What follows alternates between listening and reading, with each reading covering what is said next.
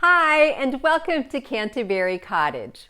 Today's crafts felt more like science experiments than DIY projects. I used some materials and tried some techniques for the very first time. Some of them were a little messy, but they were all a lot of fun, and I honestly didn't know how they would turn out. So let's get started, and I hope you'll let me know which projects you think were a success and which ones were a flop.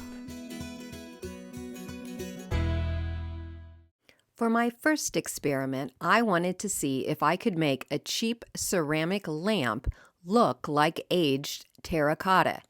So I spray painted the ceramic portion of a thrift store lamp with a couple coats of a rustic orange spray paint that I had on hand. Then I mixed up equal parts garden lime and water in a disposable container. I stirred it up until the granules were mostly dissolved, and then I brushed it on the lamp like paint. I applied 3 separate coats, letting the lime mixture dry completely between each coat. When the lime was completely dry, I lightly sanded it with a very fine 220 grit sandpaper. I went back over a few spots with some more lime where I felt I had sanded off too much.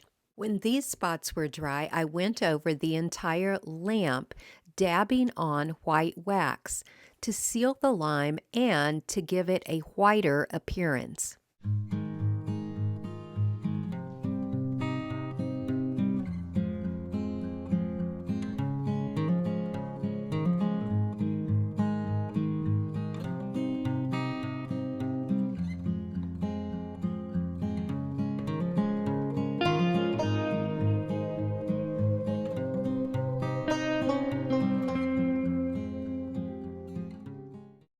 Recently, a round metal lantern caught my eye at a local store, and I wondered if I couldn't replicate it using cardboard.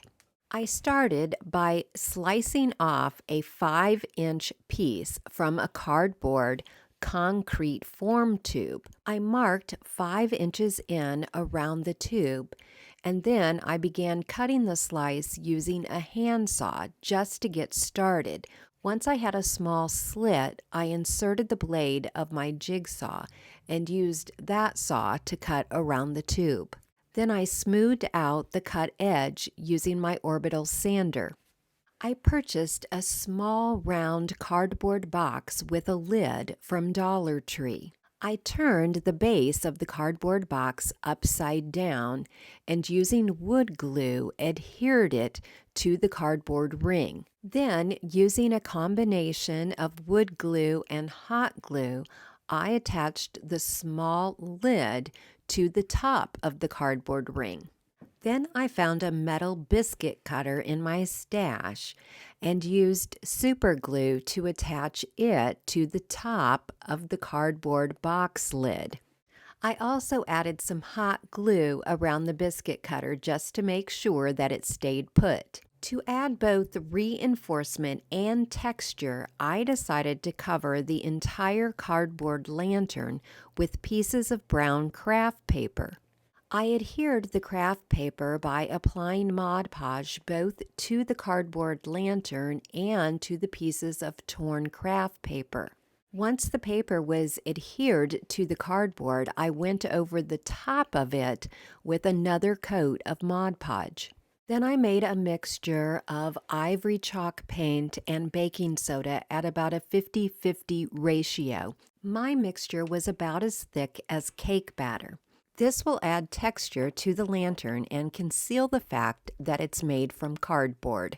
I painted this all over the lantern, let it dry, and then applied a second coat. Once the ivory paint was dry, I lightly dry brushed some gray paint over the lantern. To accomplish this, after you dip your brush in the paint, wipe most of it off on a paper towel before brushing your object. I had a metal candle base in my stash that I decided to use, so I drilled a hole in the base of the lantern, applied some hot glue, and then inserted that candle base. but you could just use the lid off of an old jar. To make a custom candle ring, I took a long faux flower and twisted the stem into a large circle to fit around the candle base. Then I just used florist wire to attach some additional flowers and leaves to the circle created by the stem. When I was done adding flowers, I wrapped florist tape over the wire.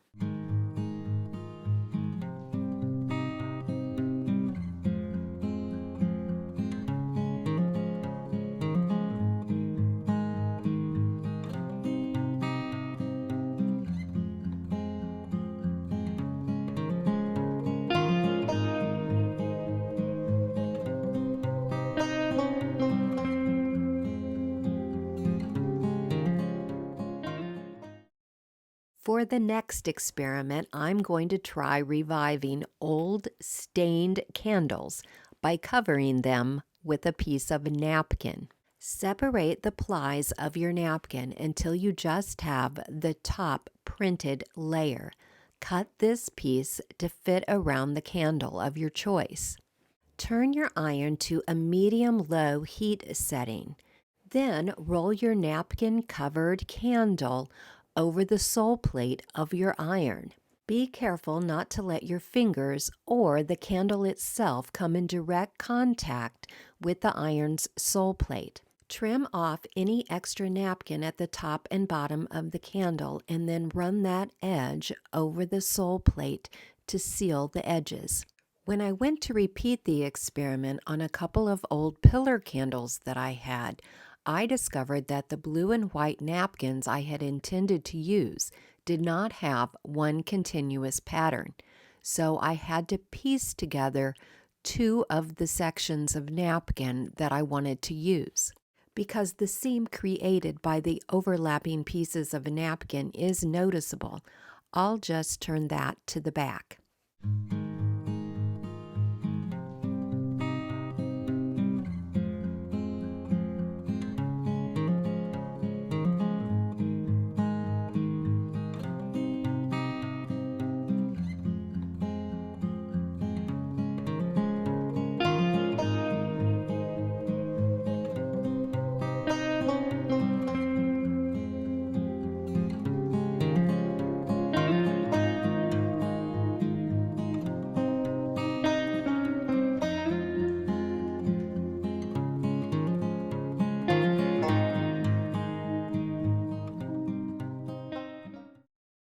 For the next experiment, I wanted to see if I could make plaster leaves.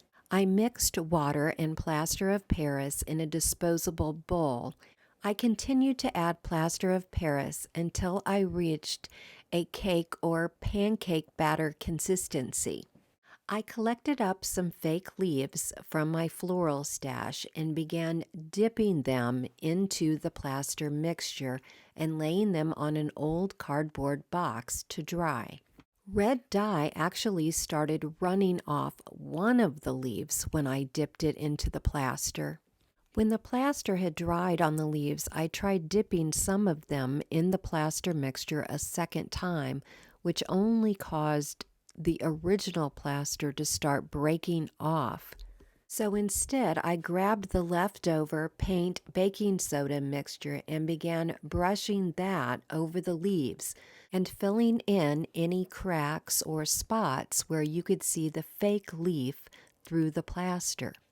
When the plaster was dry, I tied the leaves to a long piece of twine, but then decided that I wanted to add some beads and a small tree branch slice in between each leaf.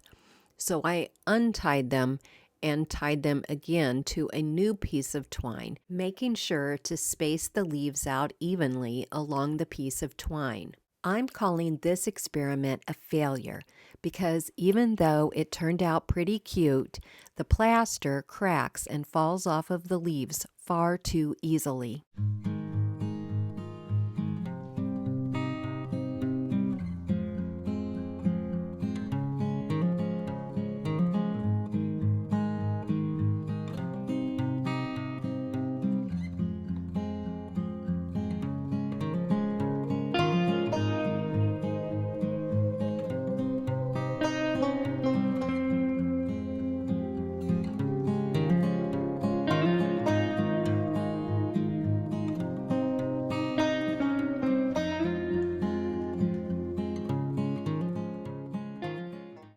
In this experiment, I wanted to see if I could make a cheap thrift store plastic pumpkin look like a pricey, vintage, rusty metal pumpkin. My pumpkin had screw holes, which I filled with some caulk. When the caulk was dry, I lightly sanded it smooth. Then I painted the pumpkin with 2 coats of the primer from the Rust Finish Metal Effects Kit, which is listed in my Amazon store. I painted over the facial features and the stem with some regular black chalk paint. Once the orange primer was dry, I applied 2 coats of the iron paint over the primer. When the second coat of the iron paint was dry, I sprayed the pumpkin with the rust activator. I let it dry for about 5 minutes and then I sprayed it a second time. The paint will continue to rust for the next few days.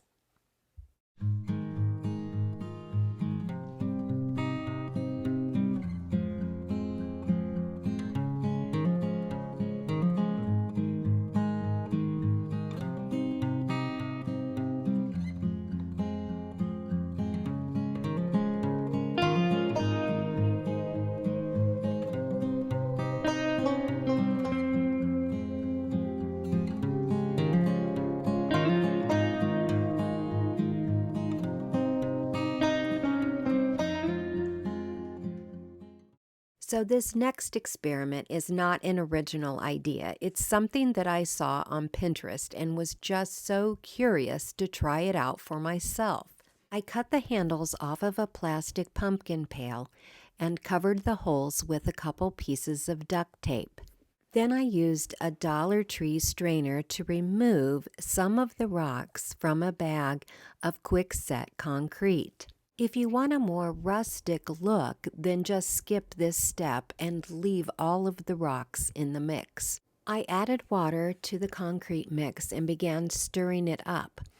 This time I wanted a consistency a little thicker than a cake batter, more like a brownie batter. I sprayed the inside of my plastic pumpkin with a good amount of non-stick spray, and then I poured in my concrete mix. I hadn't made quite enough, so I quickly stirred up a small second batch. I added some rocks to a disposable cup that would fit inside the opening at the top of the pumpkin, and then I sprayed the outside of the cup with a good amount of the non-stick spray. I used an old rag to clean up the spillage around the edge of the cup. I let the concrete dry for 24 hours, and then I used a utility knife to cut a slit in the cup and pulled it out of the concrete. It actually came out much easier than I expected. To remove the plastic pumpkin from the concrete, I made sure that I ran my utility knife only along the ridges in the pumpkin and around the base of the pumpkin, so that any marks that I made would not be noticeable in the concrete. Once again, the plastic easily popped off the concrete. I used an old rag to wipe down the concrete pumpkin and a little sandpaper to sand out the knife marks in the ridges of the concrete. Due to the large hole in the top of the pumpkin, there are so many possibilities for decorating this concrete pumpkin.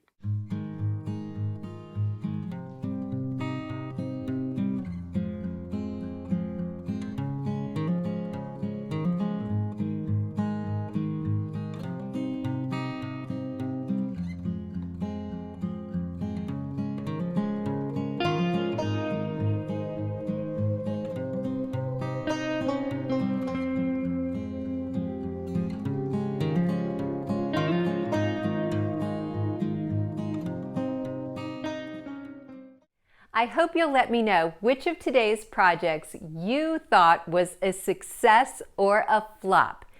And more importantly, I hope I've inspired you to conduct some of your own experiments this week.